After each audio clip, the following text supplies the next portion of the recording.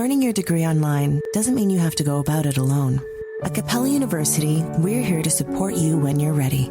From enrollment counselors who get to know you and your goals, to academic coaches who can help you form a plan to stay on track.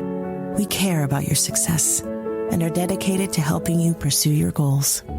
Going back to school is a big step, but having support at every step of your academic journey can make a big difference.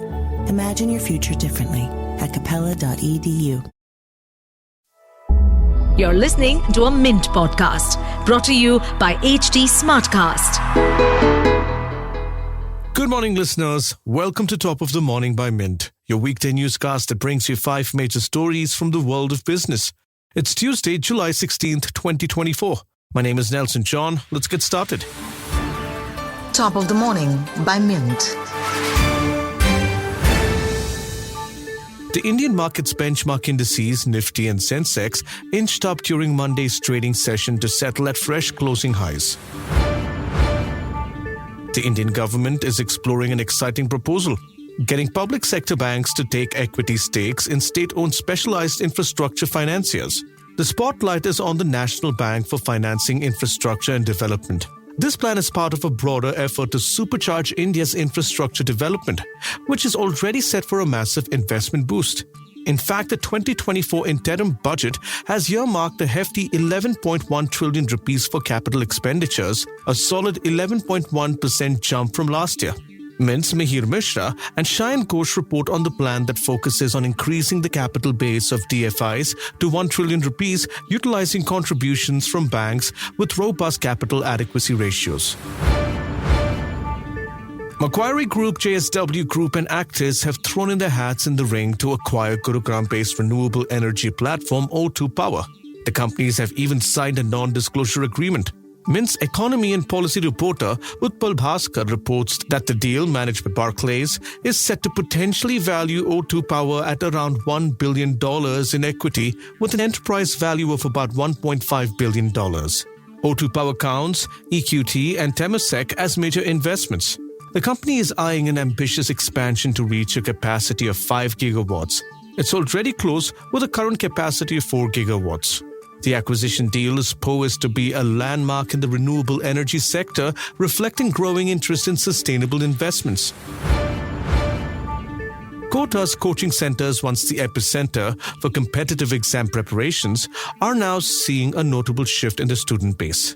With new branches opening in cities like Patna, New Delhi and Latur, these centers are attracting local students who would have traditionally traveled to Kota. This shift is reshaping the coaching landscape, leading to reduced enrollments in Kota itself and impacting the city's once thriving educational ecosystem. Ms. Mansi Verma spoke to faculty members across various institutions, including Allen Career Institute. Representatives from Allen highlighted that while Kota is dealing with salary cuts due to fewer students, new centers in other cities are booming. Did you buy a flat in a stressed real estate project and are now waiting for the possession? Thousands in Delhi-NCR bought units in projects across the region around the turn of the last decade, only to find their investments stuck in limbo. While the Supreme Court intervened in 2019, asking state-owned construction corporation NBCC to take over the construction at Amarapali Group's Noida projects involving 38,000 units, the stressed project landscape otherwise looked very rocky.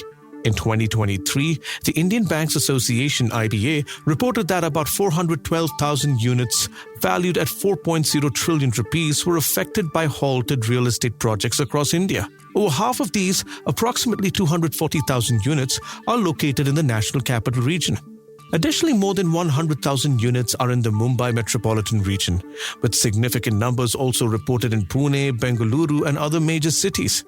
In a detailed investigation of the troubled real estate market, Mint's Madhurima Nandi explores the protracted delays that have left many home buyers waiting for years to receive possession of their homes.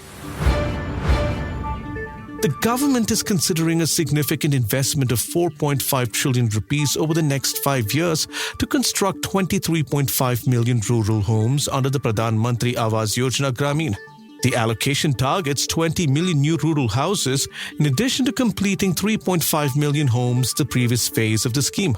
developments, Pooja Das reports that the officials have outlined a phased approach, aiming to complete 4 million houses by the end of FY24, 8 million by FY26, and the remainder by FY29. The proposed funding of about 4.5 trillion rupees includes contributions from both the centre and the state governments, with the central government providing about 2.9 trillion rupees. We'd love to hear your feedback on this podcast. Let us know by writing to us at feedback@thelifemint.com. You may send us feedback, tips, or anything that you feel we should be covering from your vantage point in the world of business and finance. Thank you for listening. We are eagerly looking forward to our next stop of the morning episode, which will be packed with fresh business news. Until then, have a great day. Top of the Morning by Mint. Imagine earning a degree that prepares you with real skills for the real world. Capella University's programs teach skills relevant to your career so you can apply what you learn right away. Learn how Capella can make a difference in your life at capella.edu.